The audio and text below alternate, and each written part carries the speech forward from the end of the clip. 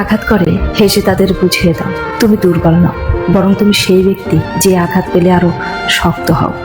যত মানুষ চিনতে শিখে যাবেন তত একা বাঁচার ইচ্ছে বেড়ে যাবে, আর বুঝতে শিখবেন একাকিত্ব কখনো বেইমানি করে না। অভিযোগ নয়, অভিজ্ঞতা থেকে বলছি, নিজের জায়গায় দাঁড়িয়ে কখনো অন্যের পরিস্থিতি বোঝা যায় না। জীবনে কঠিন সিদ্ধান্ত নেওয়াটাও নিজের প্রতি আত্মবিশ্বাস। শিক্ষা মানুষের ভদ্রতার পরিচয় বহন করে না, আচরণই ভদ্রতার পরিচয় দেয়। সব জায়গায় নরম থাকতে নেই, কখনো কখনো লোহার মতো শক্ত হতে হয়, না হলে সবাই মাটি ভেবে পা দিয়ে পিষে চলে যায়। সন্তানকে ততটা শিক্ষায় শিক্ষিত করুন যাতে আপনার অসুস্থ অবস্থায় সে ডাক্তার নিয়ে আসে, উকিল নয়।